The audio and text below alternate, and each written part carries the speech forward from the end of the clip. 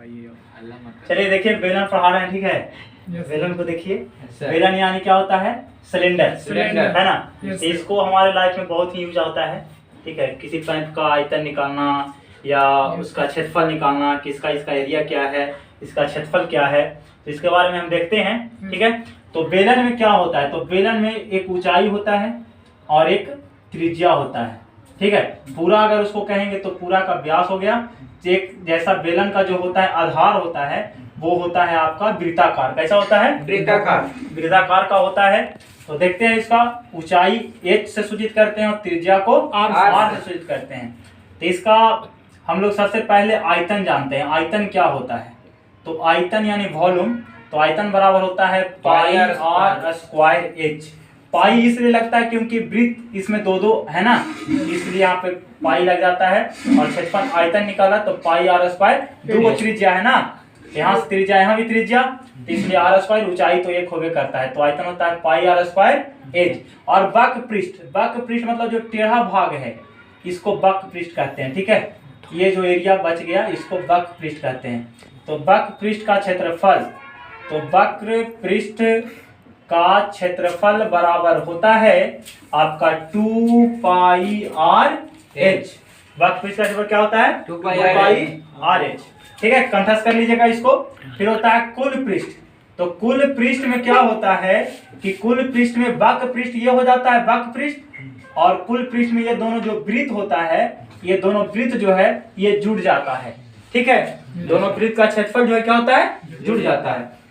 यानी 2 pi R H, ये तो वक्र पृष्ठ हो गया, अब प्लस ये दोनों जुड़ जाएगा तब क्या हो जाएगा? 2 पाई आर स्क्वायर। एक के लिए पाई आर स्क्वायर, तब दूसरे के लिए भी पाई आर स्क्वायर, तब पाई आर स्क्वायर कितना? 2 पाई आर स्क्वायर। तो चलिए हो गया, वक्र कुल पृष्ठ निकलता है 2 pi R H plus 2 pi R square. अब यहाँ से देखिए कॉमन निकाल लेते हैं, 2 निकालेंगे, पाई है तो पाई भी कॉमन होगा, और एक और यहाँ आर स्क्वायर है तो 2 है, तो 2 में से एगो निकल जाएगा, तो आर एक बच जाएगा कितना? h बचेगा, और इसमें एगो आर बच जाएगा। यानी फार्मूला हो जाता है कुल पृष्ठ 2 pi R into H plus are.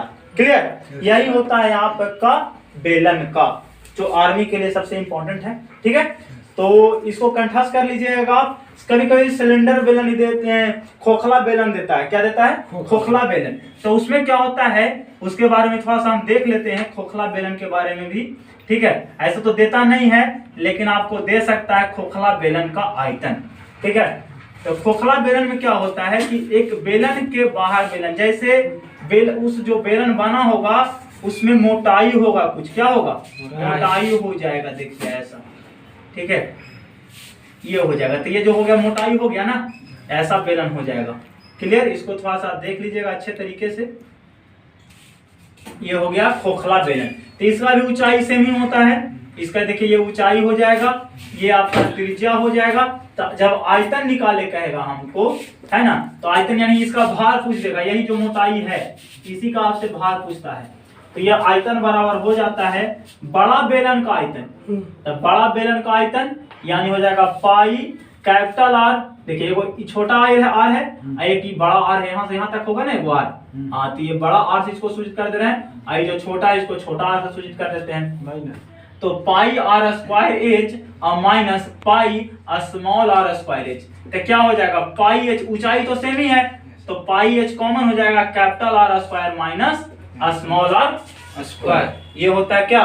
खोखला बेलन का आयतन, ठीक है। तो जब इतना आपको फार्मूला याद रहेगा तो मैथ बनाना क्या हो जाएगा? आसान हो जाएगा। क्लियर?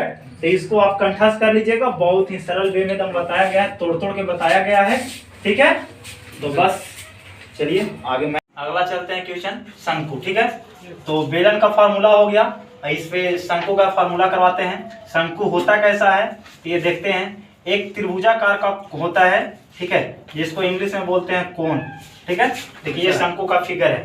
शंकु में ऊंचाई भी होता है, शंकु में ऊंचाई भी होता है, इसको ऊंचाई से सूचित करते हैं। ये आपका त्रिज्या हो गया, ठीक है, क्योंकि जो बेस जो होता है एक वृत्ताकार होता है। तंबू जो होता है एक शंकु का आकार का होता है। तंबू हो गया, चाहे कोई भी चीज आप जो तिरछा बनाइएगा वो आपका जो होता है शंकु का आकार का होता है, तो जिसका तिरछी ऊंचाई होता है, जिसको सूचित करते हैं हम लोग एल से। जिसका नाम जो देता है बुक में देता है तिर्यक ऊंचाई। क्या डालता है? तिर्यक ऊंचाई।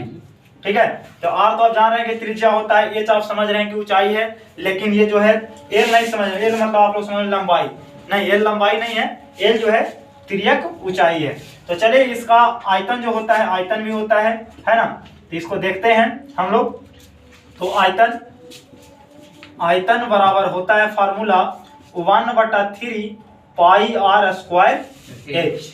ठीक है, आपसे बोल देगा कि एक शंक्वाकार बर्तन है, उसमें पानी कितना अटेगा, तो पानी कितना अटेगा यानी उसका आयतन आप निकाल दीजिए। तो आयतन बराबर होता है 1/3 पाई आर स्क्वायर एच। ठीक है, ये हो गया आयतन।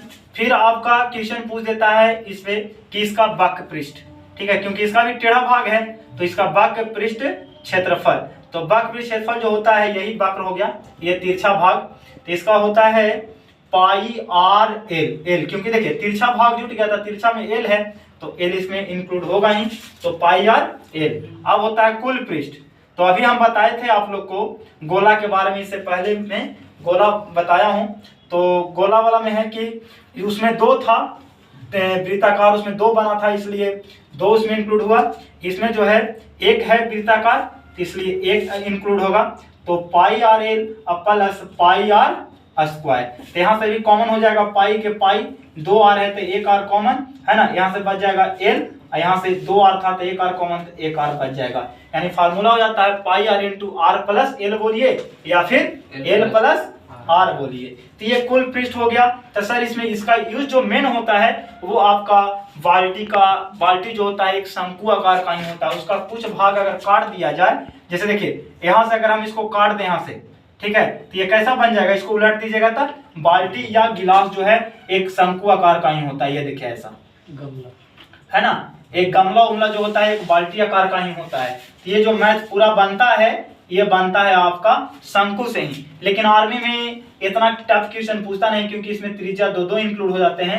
यहाँ छोटा आर होता है और ये बड़ा आर हो जाता है, ये ऊंचाई होता है, ये तिर्यक ऊंचाई हो गया एल। तो ये सब क्वेश्चन आपसे नहीं पूछा जाता है।